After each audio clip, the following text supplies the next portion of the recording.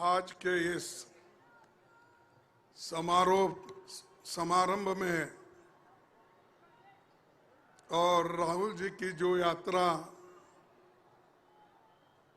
यहाँ मुंबई धारावी में समाप्त हुई और आज हमारे सामने वो बहुत सारे अपने अनुभव रखे, सारी चीजें उन्होंने बताई। तो ऐसे एक युवा नेता, कांग्रेस पार्टी के एक हमारे नेता श्री राहुल गांधी जी, शरद पवार जी, उद्धव ठाकरे जी, स्टालिन जी, चंपाई सोरेन जी, कल्पना सोरेन जी, तेजस्वी यादव जी, फारूक अब्दुल्ला जी, महबूबा मुफ्ती जी, दीपांकर भट्टाचार्य जी और प्रकाश अंबेडकर जी, सौरभ भारद्वाज जी और रिप्रेजेंटेटिव्स जो हमारे सभी पार्टी के जो नेता और गठबंधन के सभी हमारे नेतागण और पार्लियामेंट के मेंबर्स, वर्किंग कमेटी के मेंबर्स, सभी इस मंच पे बैठे हैं और यहाँ पधारे हुए मेरे भाइयों और बहनों, युवा मित्रों और किसान भाइयों और मजदूर मेरे भाइयों, मैं ज़्यादा कुछ नहीं कहना चाहता हूँ क्योंकि अभी आपने इतने सारे नेताओं के बात सुनने के बाद मैं उससे ज़्यादा बोलना नहीं चाहता क्योंकि उन्होंने हर पहलू पे अपनी बात कही है। वो बताए हैं हमें क्या करना है, कैसा लड़ना है और बीजेपी को किस ढंग से सत्ता से हटाना है, ये उन्होंने आपके सामने रखा है। भाइयों, सबसे पहले मैं राहुल गांधी जी का बहुत बहुत उनको बधाई देता हूं और जिन्होंने अपनी दूसरी भारत जोड़ो यात्रा 6,300 किलोमीटर उन्होंने यात्रा की मणिपुर से मुंबई तक, और दूसरी इससे पहले कन्याकुमारी से लेकर कश्मीर तक उन्होंने खुद पैदल यात्रा की। बहुत लोगों को पहले ऐसा महसूस हुआ कि भाई ये क्या कर रहे हैं, लेकिन उन्होंने खुद ही बताया कि लोगों को जागृत करने के लिए, लोगों में लोकतंत्र के बारे में बताने के लिए, संविधान के बारे में बताने के लिए और खास करके उनके हकूक क्या है, ये चीजें बताने के लिए उन्होंने अपना समय दिया और उन्होंने कहा ये भूमि ऐसी है, मुंबई ये सबसे शक्तिशाली नगर है, पूरा भारत इधर देखता है क्योंकि सारा खजाना बॉम्बे में है, रिजर्व बैंक भी बॉम्बे में है और नेता लोग भी जो हमारे यहाँ पर जो जन्म लिए, जिनकी कर्मभूमि रही, छत्रपति शिवाजी महाराज हो और छत्रपति शाहू महाराज हो, महात्मा ज्योतिबा फुले हो, डॉक्टर बाबा साहब अम्बेडकर हो, ये सभी नेता यहीं पर जन्म लिए हैं और ये एक क्रांति वीरों की भूमि है। यहां से जो विचार निकलेंगे वही सारे हिंदुस्तान में फैलेगा किसी कोने में कुछ आवाज निकलेगी, उतना नहीं, आवाज नहीं फैलेगी। लेकिन मुंबई में अगर कोई आवाज क्रांति की हो, शांति की हो, लोगों के भलाई की हो, अगर जो निकलती है तो सारे देश में फैलती है, दुनिया में फैलती है।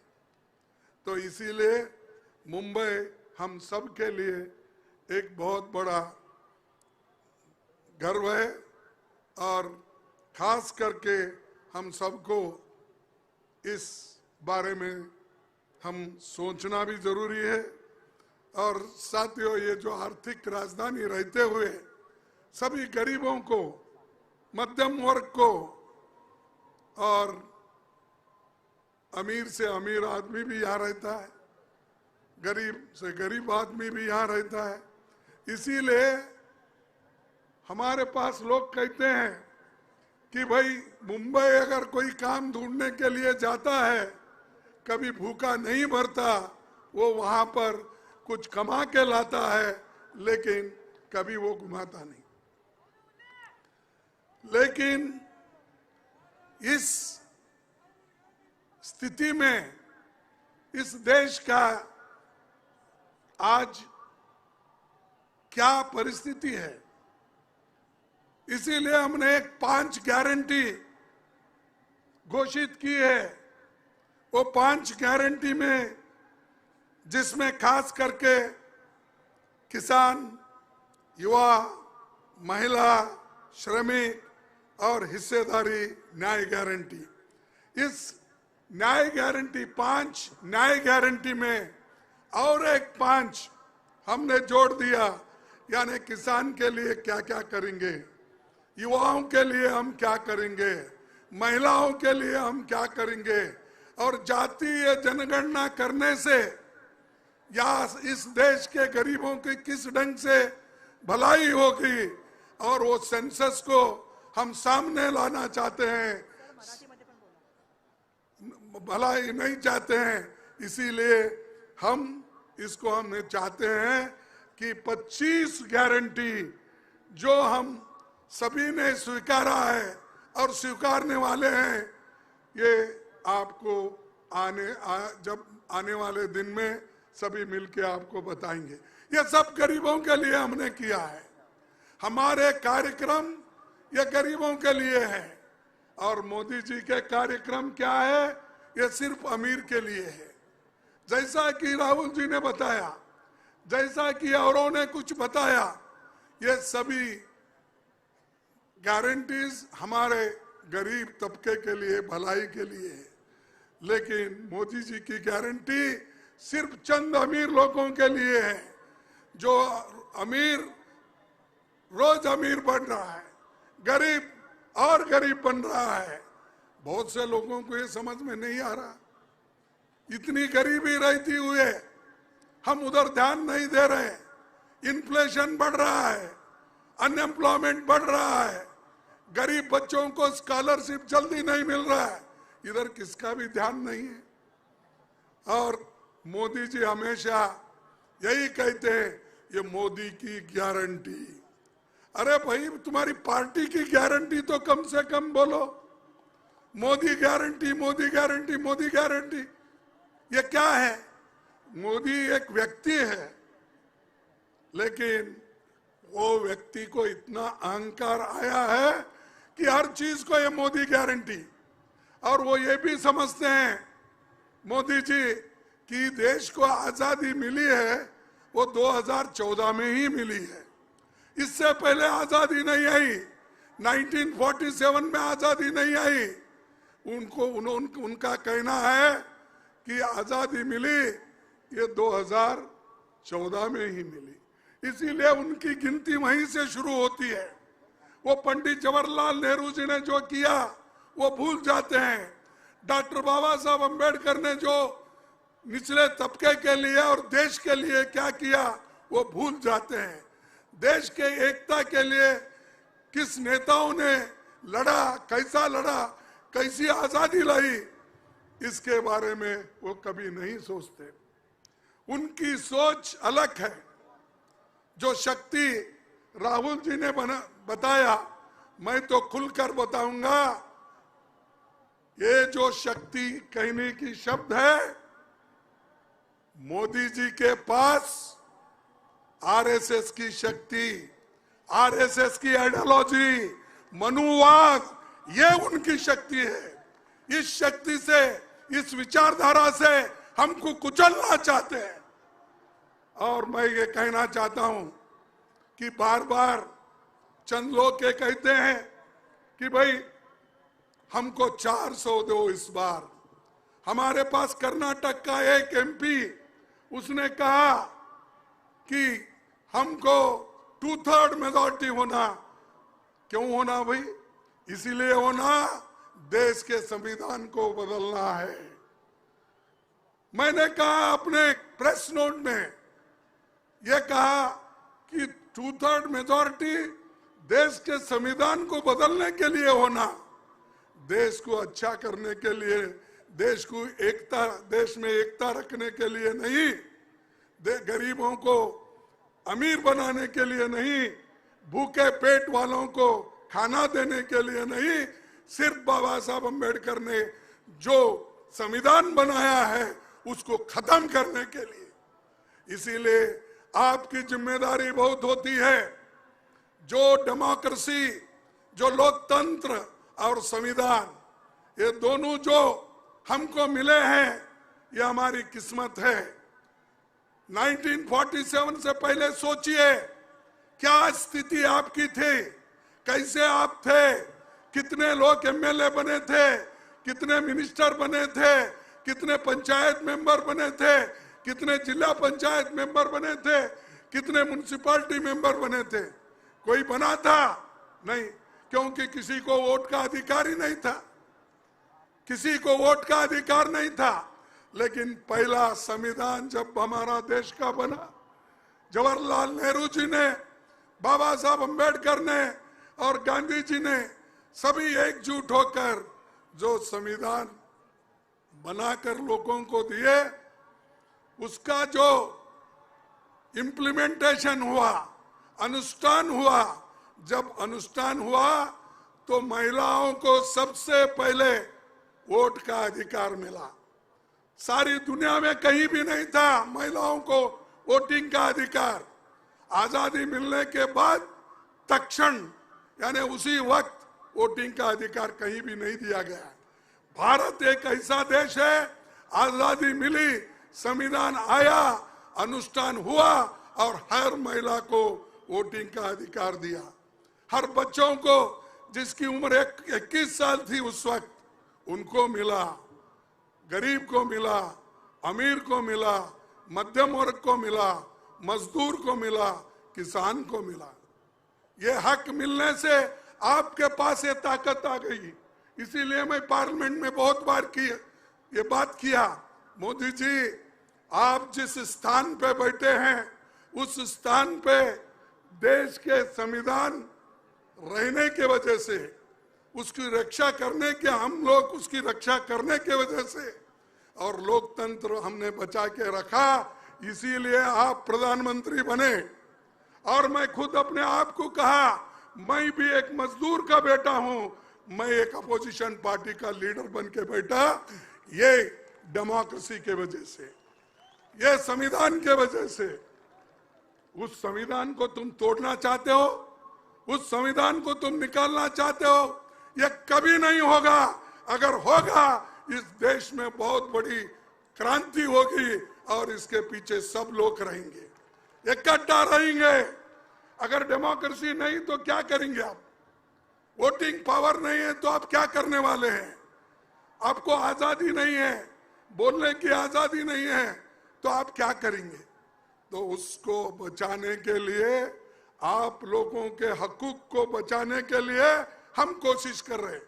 राहुल गांधी जी अपने लिए नहीं कर रहे, अपने लिए उन्होंने कुछ नहीं मांगा, लेकिन सुबह शाम उठते ही लोग, खासकर बीजेपी के लोग ये कहते हैं और मोदी जी भी ये कहते हैं, गांधी परिवार। अरे भाई, गांधी परिवार, जब राजीव गांधी 89 89 में राजीव गांधी प्राइम मिनिस्टर थे। उसके बाद मुझे बताइए, मोदी जी, बीजेपी वाले, आरएसएस वाले, तुम बता दो गांधी परिवार से 89 के बाद कौन प्राइम मिनिस्टर बना, कौन मिनिस्टर बना, कौन डिप्टी चीफ मिनिस्टर बना, कौन बना बताइए। कहीं वो बैठे हैं, किसी अधिकार पे है, फिर भी उनको नाम लेते ही है, गालियां देते ही। कितने गालियां देंगे भाई, कितने? और खुद तो इतने झूठ बोलते हैं। मैं तो इसलिए हमेशा बोलता हूं, मोदी जी ये झूठों के सरदार है। क्योंकि 2 करोड़ नौकरियां मैं दूंगा, अगर मैं हुकूमत में आया या मेरी पार्टी आई, मैं प्रधानमंत्री बना, मैं हर एक को नौकरी दूंगा और 2-2 करोड़ नौकरी हर साल दूंगा। भाई 10 साल हो गए, कितने नौकरियां? 20 करोड़। 20 करोड़ नौकरियां आपको मिले, 15 लाख रुपए आपको मिले, किसान की आमदनी डबल करने का मिला, एमएसपी ज्यादा करने का मिला। पर ये सब नहीं मिला तो क्या मोदी झूठ है, क्या लोग झूठ है? आप बोलिए। तो मोदी झूठ है। अगर मैं झूठों का सरदार बोले तो क्या गलत है? तो ये हमेशा। और एक बात, मोदी जी जो हमेशा इधर एक को हंसाते हैं, दूसरे को रुलाते हैं, ये उनकी पहले से आदत है। वो नहीं बोलता मैं। अरे भाई, ये तुम ऐसा मत बोलो, पॉकेट मार। पॉकेट में कितने पैसे रहते हैं? उसको तो 18,000 करोड़ रुपए बॉन्ड में मिल रहे हैं, तुम तो पॉकेट मार बोलते हैं। पॉकेट मार में बहुत हो गए तो 1,500 रुपए मिलेंगे। ये तो पूरा खजाना लूट रहा है ना। ये तो सुप्रीम कोर्ट बोला, ये हमने नहीं बोला कि उनको कितना पैसा मिला, हमको कितना पैसा मिला, दूसरे पार्टियों को कितना मिला। हमको तो 11% मिला। 50% ज्यादा बॉन्ड खरीद कर लोग उनको दिए।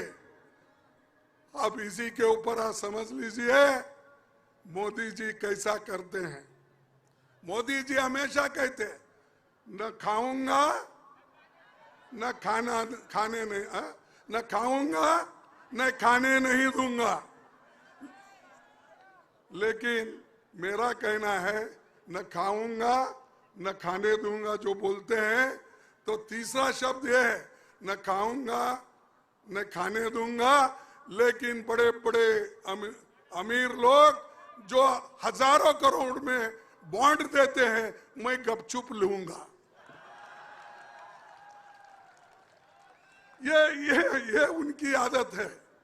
और बाहर जाते, परसों ही मेरे कॉन्स्टिट्यूंसी को गए थे, 3 दिन पहले गुलबर्गे में। ठीक, जाने दो, उनको जो संविधान उनको ये दिए है, क्या म्हणता त्याला, हाँ, उनको बोलते हैं ना, उनको फ्रीडम मिला है और फ्रीडम हमने ही दिलाया, तो उससे आजादी दिलाई। तो जाते रहते हैं, जाने दो। लेकिन मैं आपसे यही कहूंगा कि मोदी जी के दांत ये हाथी के जैसे हैं, दिखाने के अलग, खाने के अलग। इसीलिए आप लोग बड़े होशियार रहना चाहिए उनसे। और वो हमेशा हर एक को सता के अपने तरफ लेते हैं। अभी राहुल जी ने जिक्र किया एक आदमी का, और उन्होंने कहा, राहुल जी ने कहा कि हमारे नेता श्रीमती सोनिया गांधी जी के पास जाकर एक नेता ने रोया और रोकर कहा कि अब मेरे को छोड़ो, नहीं तो मेरे को फांसी लगाएंगे बीजेपी वाले। हाँ, अरे म्हणजे एक व्यक्ती ज्याच्याबद्दल तुम्ही फार आदरने बघत होता आणि त्यांच्याबद्दल तुम्हाला गर्व होता, असा माणूस सोनिया गांधी जवळ गेला, जाऊन सांगितला की मला फार पुरं झालेलं आहे आता आणि हे बीजेपीचे लोक मला फाशीवर टांगणार आहेत, म्हणून मी काँग्रेस पार्टी सोडून तिकडे जावं लागते असं सांगितलं ते। लेकिन ते आणि त्याच्या पूर्वी माझ्याकडे आले, त्याच्या पूर्वीच ते मला भेटले, भेटल्यानंतर नाही मला फार बीजेपीने तंग केलंय। काय तंग केलंय? नाही मला रोज ईडी, इन्कम टॅक्स हे लोक आणि दुसरे केसामध्ये मला टाकून मला फार परेशान केलेलं आहे। अरे तुम्ही लढायचं आहे, परेशान केला म्हणून तुम्ही आपलं तत्व, आपली नीती सोडून जाणार काय? मग ते म्हणाले काय करायचं आता, जीवच चाललंय, काय करायचं म्हणलं। अरे जीव जाताय म्हणून तुम्ही तत्व सोडता, जीव जाताय म्हणून घर सोडता, जीव जाताय म्हणून पार्टी सोडता, जीव जाताय म्हणून देश सोडता। लढत नाही का देशासाठी, पक्षासाठी? त्यांना काही नाही, जायचं होतं ते गेले, त्याच्या पाठीमागे काही लोक गेले, ते लोक जाणारेही आहेत, आणणारे। हे आयाराम गयाराम फार दिवसापासून चाललेला आहे, तसंच त्याच्यामध्ये हे सुद्धा आहेत, त्याच्याबद्दल मी जास्त बोलत नाही। आणि मला एकच बोलायचं आहे की देशाचं संविधान बदलण्यासाठी हे सगळं चाललेलं आहे आणि संविधान एक वेळेला बदललं, आम्ही तुम्ही कोणी राहणार नाही, पुन्हा ह्या देशात गुलामगिरी येईल, आम्ही इंडिपेंडेंट राहणार नाही। कारण हे मोदी सारखे लोक आले तर निश्चित हे समजा की या देशात पुन्हा इलेक्शन होणार नाही। हे लास्ट इलेक्शन समजा तुम्ही। डेमोक्रेसी मध्ये ज्यांचा विश्वास आहे त्यांना मी हे सांगतो, तुम्ही जर ह्या वेळेला नीट लक्ष देऊन तुमची मतं नाही टाकली आणि जे बीजेपीच्या तत्वाविरुद्ध किंवा बीजेपीच्या आयडियोलॉजी विरुद्ध तुम्ही जर नाही लढला तर निश्चित म्हणा की या देशात आज नाही उद्या हे डिक्टेटरशिप येणार आहे। कारण हे नुसतं ईव्हीएम नाही, त्याच्या पाठीमागे दुसरे लोक आहेत। ईव्हीएम तर आहे, त्याला आता प्रकाश आंबेडकरनी सांगितलं, राहुल गांधीजींनी सांगितलं, माझे लोक सांगतात, आमच्या इथं पार्टीमध्ये सुद्धा याच्याबद्दल फार प्रयत्न चाललाय, पण जसं चाललंय ते तरी वेगळं आहे। अरे ईव्हीएम ची लढाई तुम्ही कराव म्हणजे जास्तीत जास्त मतं तुम्ही घालायलाच पाहिजे। जास्त मतं घातला तरच तुम्ही जिंकता, नाहीतर याचं ईव्हीएम ते ईएम हे सगळं काम करते। त्याच्यासाठी तुम्ही मजबूत व्हा।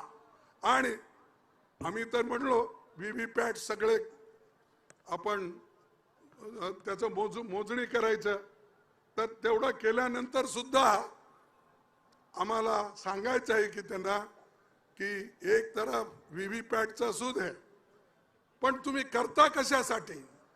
जिंकून येण्यासाठी।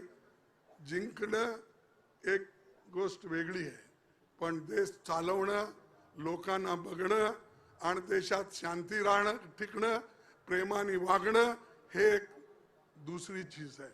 त्यासाठी मला सांगायचं आहे तुम्हाला की जे राहुलजी भारत जोडो यात्रा केले, भारत जोडो न्याय यात्रा केले, आणि आता आम्ही गॅरंटी जे मी तुम्हाला सांगितलं हे निश्चित रूपाने आमचं जर गव्हर्नमेंट आली, इंडिया गव्हर्नमेंट आली, निश्चित रूप आम्ही सगळे गॅरंटी इम्प्लिमेंट करणार आहोत। हे सगळे गरिबासाठी आहेत, हे कोणत्या श्रीमंतासाठी नाही।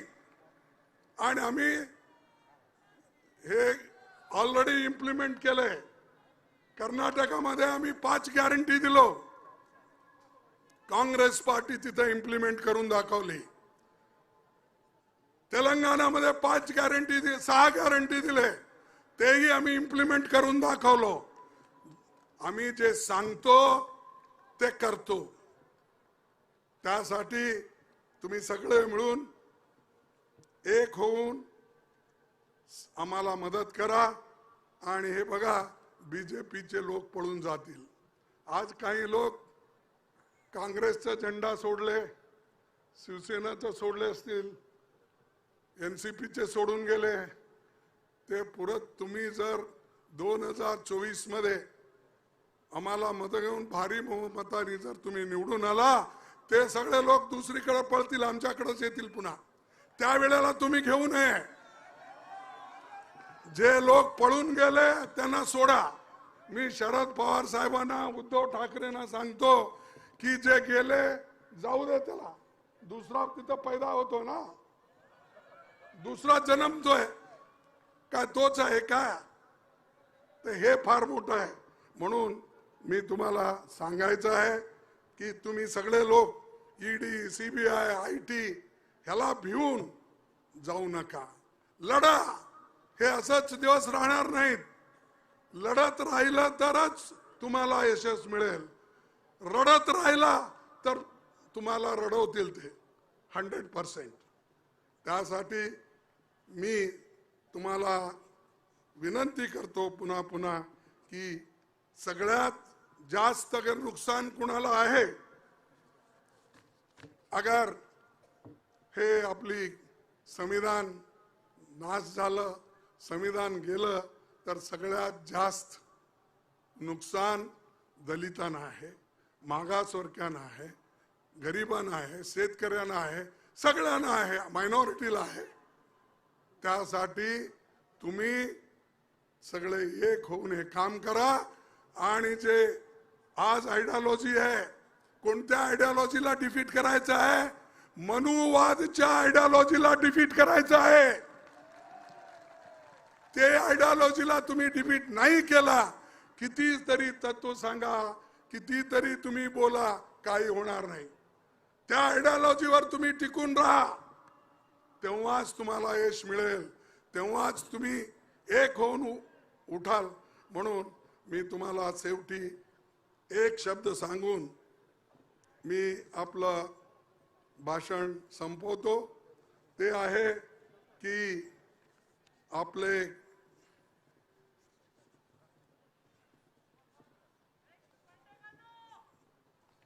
हॅलो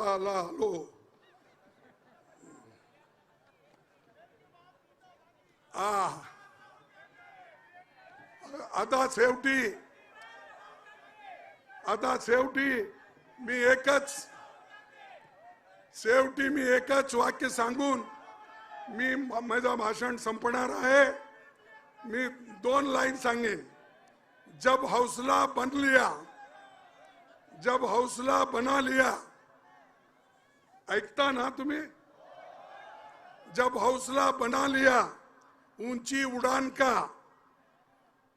उड़ान का फिर देखना फिजूल है कद आसमान का. मग आता राहुल गांधींनी डिटरमाइन केलेलं आहे की एवढ्यापर्यंत उडायचं आहे.